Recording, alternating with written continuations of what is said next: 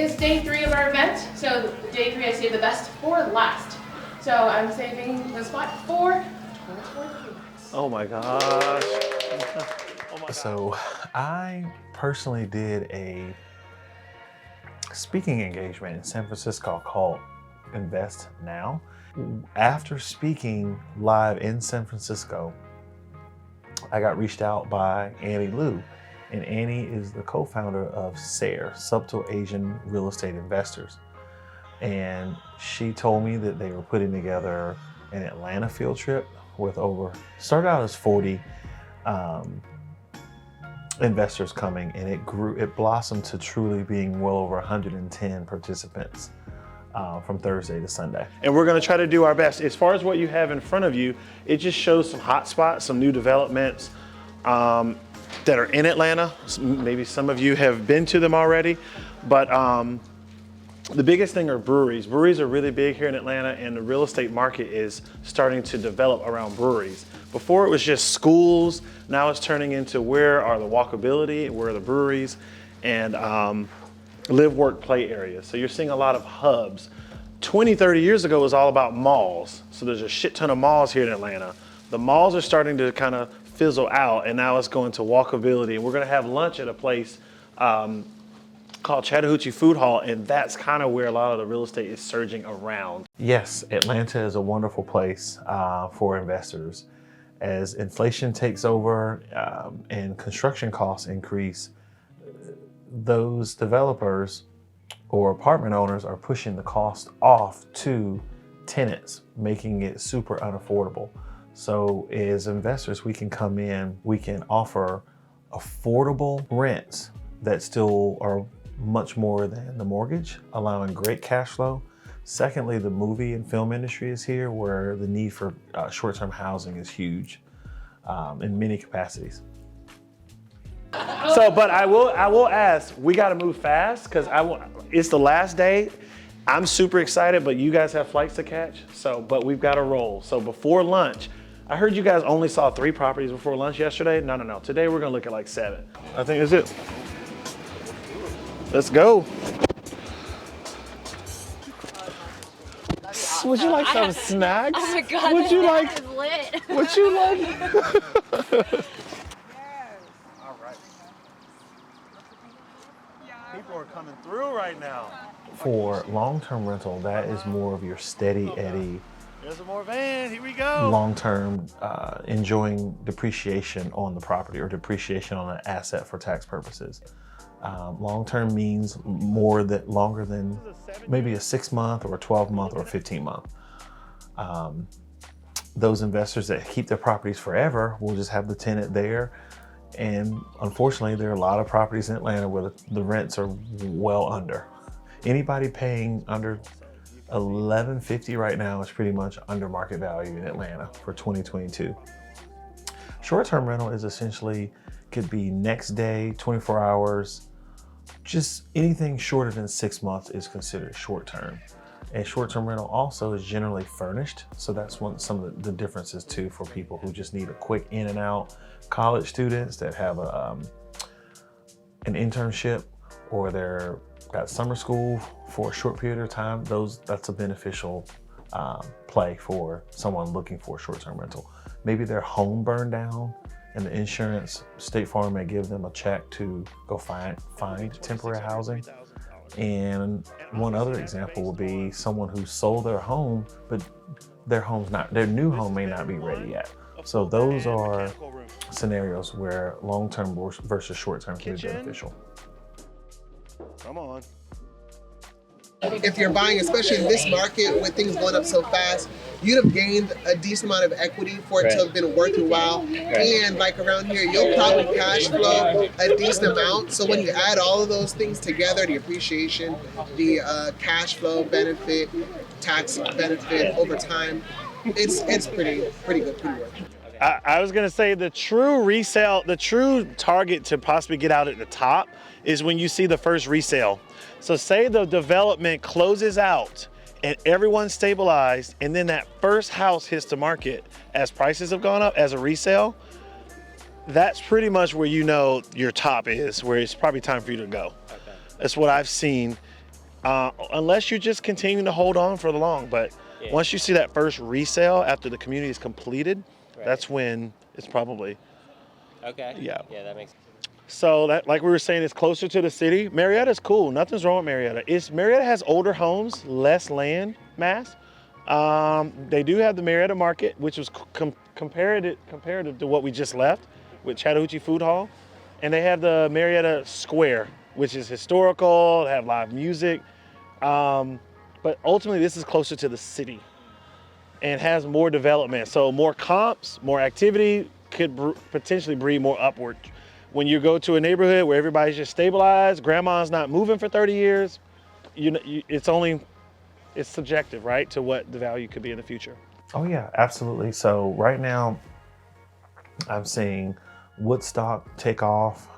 They're putting so much money back into their downtown, into their city. So I call it the surge of the cities. All the cities are surging back with original theaters, breweries, restoring their restaurants in their old town places. And that's what's really creating a sense of community again for what used to be ghost towns, So that's one thing I'm enjoying. And because some corporations are not forced to work in an office anymore, it allowed people to spread it further and further out in the Atlanta suburb market. For Yes. new construction, there are different stages. Which would you recommend going in to buy? Because the first stage will not have anything, right? So it might take much longer to complete. Is there like a strategy you do that I want to buy in like certain stage to get into? I was gonna say, so my strategy really and truly is to see how fast their absorption is going. So proof of concept, building one could be sold out, and then here we're looking behind us and there's a full building of dirt sold out. That tells us the concept works, the product, the floor plan works. I've seen townhome neighborhoods in Atlanta, they're just sitting. That means the floor plan sucks. It's not spaced right, it wasn't space planned properly. Usually what you'll see is you'll see another sales agent, you'll see the agent changed out, and then you'll see the floor plans changes. Well, the floor plans will change, or they may do different decks on the front. So I've been in new home sales, so I've seen that firsthand where the first building just doesn't work. So in townhome world, you gotta make sure that first building sells well, because the community will tell you if it's a viable floor plan that works for families. I don't want to say families because that's subjective, but for people, let's just say for people. So, yeah. You guys want to walk on? Yeah, so the next 10 years in Atlanta, I think a lot of corporations are moving back into the city so that they can create live, work, play environments. Even though through COVID, we saw a lot of folks working from home, people still want to be back in the office, or employers still want to be back in the office. Workers or employees want that flexibility to not be forced to do 5 days a week. So I still see life in the city having a pulse and continue to grow. I think the film industry is going to continue to grow. We're going to continue to see tax incentives for the big studios to produce their movies here in Georgia, creating a wonderful opportunity for short-term rentals in the future. Under $85,000. Pretty much all of Marvel Studios are here. Yeah, that's right. 100%. Look at that, just a random modern house on an empty street with no other houses by it. That's with a detached accessory dwelling unit. Did you see that? It's so random. So my background is 7 years new home sales. So I used to be the guy in the decorated model home to say, welcome, and over here you have granite counters. And I got tired of doing that. For 6 years, I kept saying the same shit. And upstairs I had to leave. So I walked away from a $300,000 a year job to start my own brokerage and take a risk. And here we are. And here we are on this tour, right? With 30. That's right. So sometimes the moral of the story is sometimes you have to walk away and money's not everything. That's the moral of the story to that. What was the motivation for you to start your own brokerage? What was The motivation was, the fulfillment was to help people. While I was doing new home sales, I met 300 people a month, and people were coming. I felt like Dr. Phil. People were coming in and sitting and telling me their problems, and agents were coming in and talking to me. And long story short, one agent said you're better than this. I swear, one person said you need to get out of here and you're better than just being in this house. And I was like, I took that and I ran with it. So sometimes all it takes is one person to say one sentence to you. You got to take those moments and just ride it out. If you got something you're wanting to do or you feel something intrinsically in your body that you're not happy with your life, you got to run. Because people are giving you signs, it's God, right? But if you're not spiritual, people are giving you signs all around you. You're just not listening to it. So I'm big on signs, and I took it and ran with it. An AJC article where there's over just billions of dollars being poured in. Kara is my Airbnb host. I didn't even see you, girl. What's up, sister? How you doing, mama? This girl. Hey, you okay, mama? I'm Debbie. What's up? I like the kicks. Thank you. Kicks. Hey, nice to meet you. So we've got another group. They're gonna come. Can you just tell us what you think we can earn here? We on an Airbnb short-term rental with what's going on with the city and everything you know, like 5-minute pitch, 4-minute pitch. Okay. Talk to me. I got a live stream. We have half the group. Okay. Some people are at the airport, and then we have Okay. other groups. Hasta la vista. Hello, everyone. My name's Kara Pastori. My company is called F22 Studio. I have Airbnb properties all over the city that I manage. I work with Torrence. I have a bunch of different single-family homes and multifamily homes in different areas all around the perimeter. And I work and own my own and also manage for others. And basically, I've been here for like 15 years. Actually, Castleberry Hill is where I first started out. Yeah. Yeah, Deb's my neighbor. Yeah, this is a real Deb, what you got in that Castleberry cup, here. Deb? Yeah, Give me something. So, this spot, the best thing about it is that you could walk to the Dome, and it's in the downtown district. And you've got, in this neighborhood across Northside Drive, Vine City, which is one of the biggest tax incentive building neighborhoods of all of Atlanta. And it's all walking to all of the downtown attractions. So anything in the perimeter is something that I always kind of focus on with people, and I kind of give people solutions in different parts of the city for different, you can basically create and design your own sort of micro housing and also, compounds here. Because a compound is a lot easier to attain in Georgia. So, and any kind of thing like that, you have multifamily. This is my sound camera. Woo! Perfect timing. So right now we got Atlanta United is playing inside the Dome. You've got every day a game that will always house a tourist that will always stay here. Depending on the size and how many bedrooms is how you can attain different values and how much you can earn in your, highest return areas. And these folks are really savvy, so they're buying all over the country and they own. So just tell us what you think we could do here in your mind, like with a 4-3, 1-car garage, modern townhome. Matter of fact, it will help if I show you what we're looking at. Depending, 4 bedrooms can easily get you. If we do something sexy right here, I've that's got an beautiful. investor that's going to put this here. We're in permitting right now. Yeah. All right. I think anything from a townhome to a house is, $4,000 to $5,000 a unit. I think you can probably get higher depending on how high end it is. So if you're building townhomes versus, your location, if you're a little bit farther out in a single family home that's a 4-bedroom, you can get 5,000. If you're in town here and then you've just got the wow factor of being in close proximity, you can go up to 10,000. If you write finishes, you can only do that if it's a base model home that's just, straight investor has just been renting it Section 8 or something. You have to put, a good, maybe, 30 to 50,000 renovation into it. On a brand new construction that's all ready to go, sky's the limit because you can customize and make it your own personal W in this side of town. So, you have a really good, option. Is that gross? Is that monthly? What when you say 510? Is that monthly, weekly? Monthly. The gross revenue. Okay. Monthly. Okay.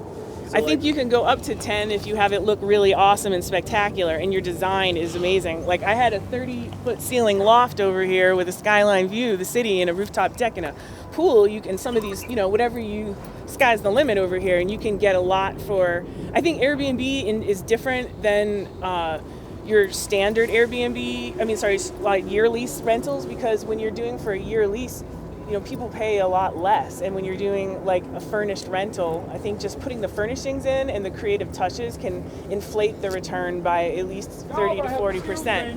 If you can be as close to the Beltline, you'll see that as key buzzwords in the listings. There's actually an app, it's called Atlanta Beltline app. It shows you where you are in reference to the Beltline. So while you're on this tour, you can basically pull up the map, and it's also on Google Maps too, as you drive around. What's the app name? Beltline.org, so everybody can kind of see. It shows you where we are, and I'll put this into the group chat as well. So as you're looking at property around Atlanta to see how close you are. But what's crazy, people are duplicating this. So Buckhead and North Atlanta has the 400 path. Woohoo! Smyrna has the Silver Comet Trail. Woohoo!